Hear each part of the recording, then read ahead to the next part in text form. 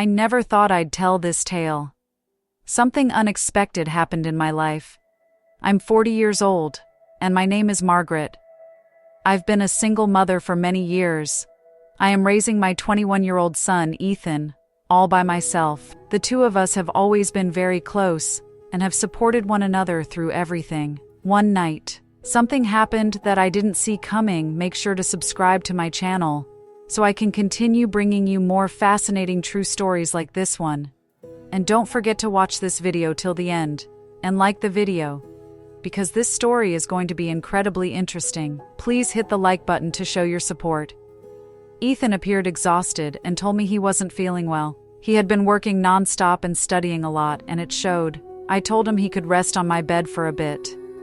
The night was cold and our house takes time to heat up, so I covered him with a thick blanket. At first, everything seemed normal, a mother helping her son.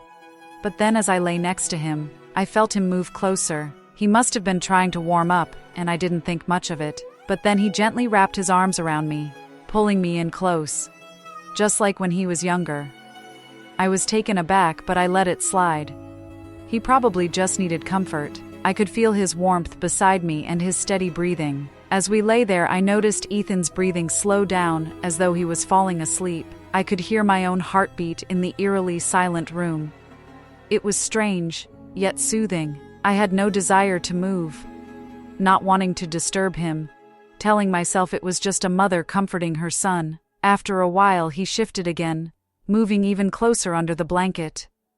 I felt his arm tighten around me and I froze for a moment, unsure of what to think. Part of me wanted to pull away, but another part stayed. Still, there was a tension in the air. I couldn't ignore, and I didn't know why I felt that way. Then something happened that shocked me. I felt something hard under the blanket.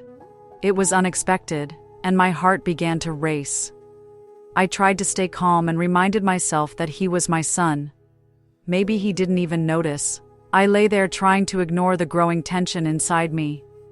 I told myself it was just a moment, just an awkward situation that would pass. But the longer we stayed there, the more different things felt. Ethan stayed close and his breathing remained steady, but the warmth between us kept growing. I wanted to say something to break the silence, but the words didn't come. I felt trapped in that moment, unsure of what I was feeling. Then Ethan shifted, lifting his head to look at me.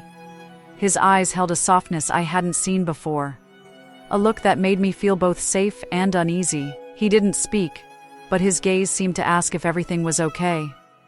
I tried to smile, hoping to ease the tension, but it only made the silence feel deeper.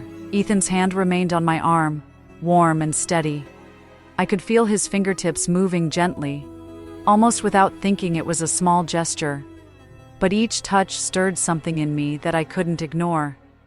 I tried to keep my breathing steady, not wanting him to see how my heart was racing. I didn't know what to do or say, so I just stayed still, feeling wrapped up in the strange connection between us. I told myself it was just a mother comforting her son. But with him so close, I couldn't ignore the deeper feelings bubbling up. I felt confused, yet comforted, and an unexpected warmth filled me. Ethan didn't seem to notice my internal struggle. He just stayed there, his hand moving softly, comforting me as if it was completely normal. His breathing was calm again, and his eyes closed as if he were about to fall asleep. But then his hand shifted, sliding slowly up my arm. I felt a shiver run through me, and he opened his eyes, locking gazes with me. There was a question in his eyes, as if asking if this was okay, if I felt the same strange pull he did. I whispered his name, barely able to get the word out. I wanted to stop everything, pull away, but I couldn't. The tension between us was too strong, like a quiet storm, ready to break. Neither of us spoke, but the air was thick with unspoken words, things we both felt but couldn't voice. Then almost naturally he leaned in closer. My heart raced and my mind was spinning, but I couldn't bring myself to pull back. I was torn between my role as his mother and the strange feelings that had emerged as he drew closer. I felt my breath catch and all other thoughts faded, leaving only that moment between us. Ethan's hands settled on my shoulder, now his fingers lingering as if he too was unsure. The world around us seemed to disappear, and all I could focus on was his warmth, the steady rhythm of his heart that I could almost hear for a moment. I closed my eyes, trying to calm myself. I knew I should pull away, break the closeness, but then he gently moved a strand of hair from my face. It was such a simple, caring gesture, but it made my heart ache in ways I couldn't understand. I opened my eyes and found him there, looking at me with such trust, such softness. His face was so close I could see every detail. The small freckles, the curve of his lips, the way his eyes searched mine. There was a vulnerability in his gaze that mirrored my own. We were both lost in the moment. We stayed like that, suspended in time, as if the world had stopped. My mind was in turmoil, filled with doubt and confusion. But I couldn't move. I felt drawn to him, the boy I had raised.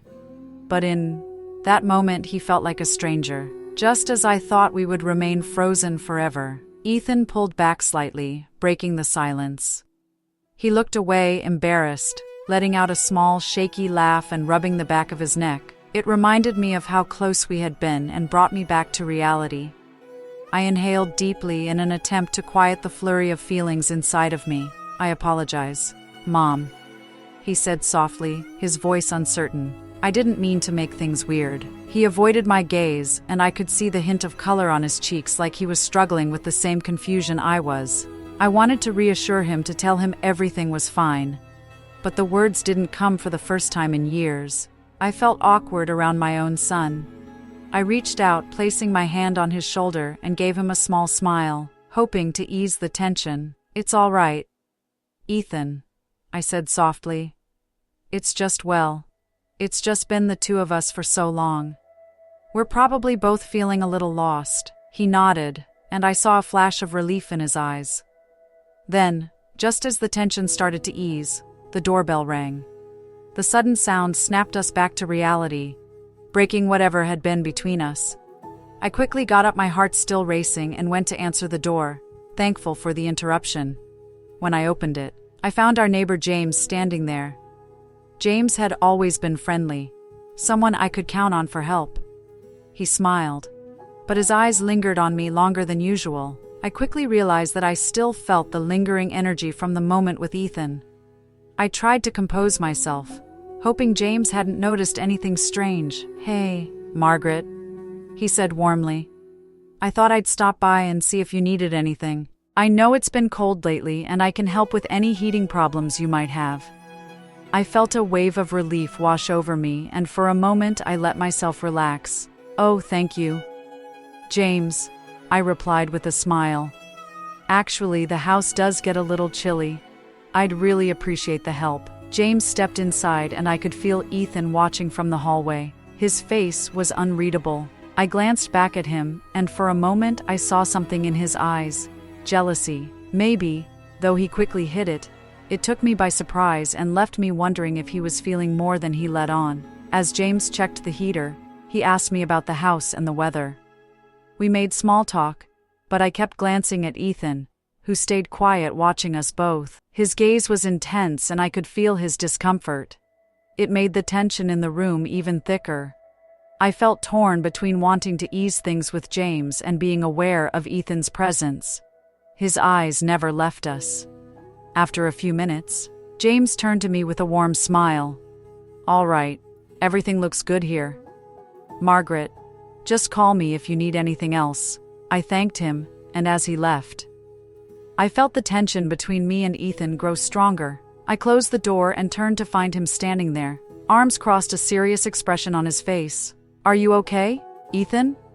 I asked, trying to understand what was going on in his mind. He shrugged, looking away. "Yeah, I'm fine, just didn't expect James to stop by. That's all." I wanted to reach out to him to understand what was happening between us, but before I could say anything more, he walked past me, heading for his room. The door closed softly behind him, and I stood there feeling a mixture of relief, confusion, and a sense that something was still left unresolved. I stared at the closed door, feeling an ache I couldn't explain. My mind raced with everything that had just happened.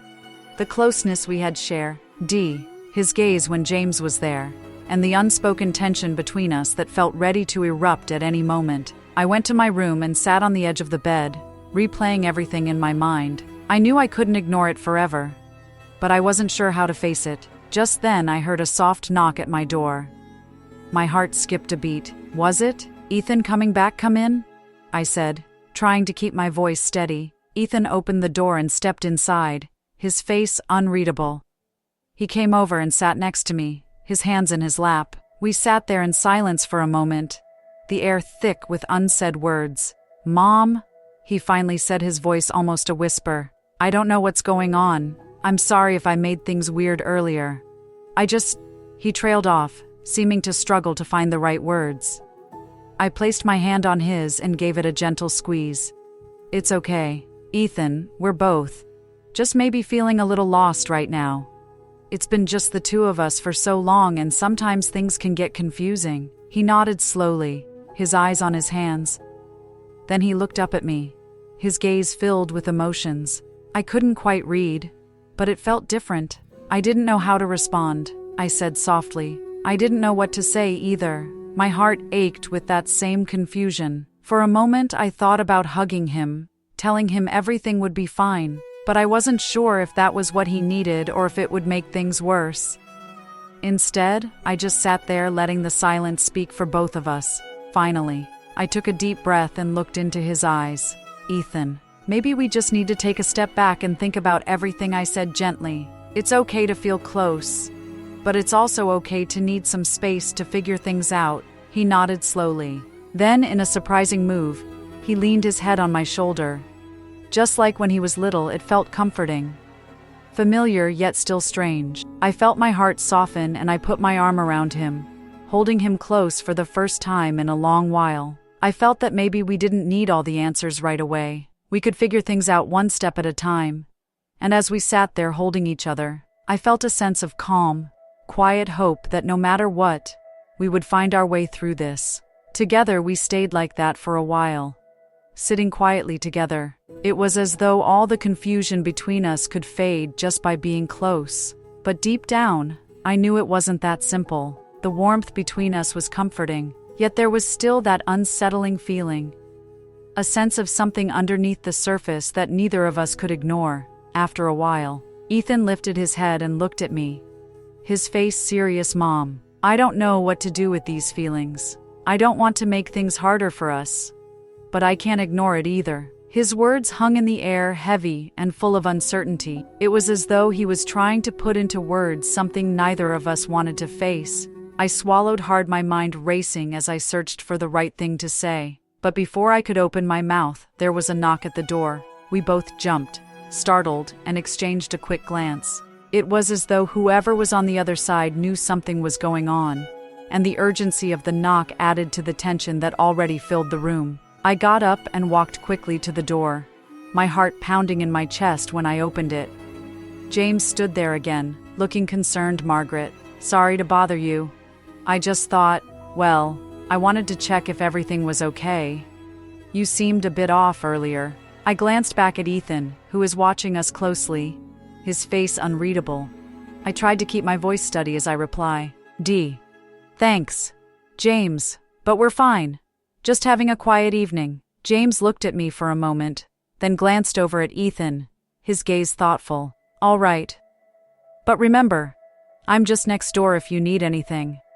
As soon as James left, I closed the door and turned back to see Ethan still standing there, watching me with the same intensity.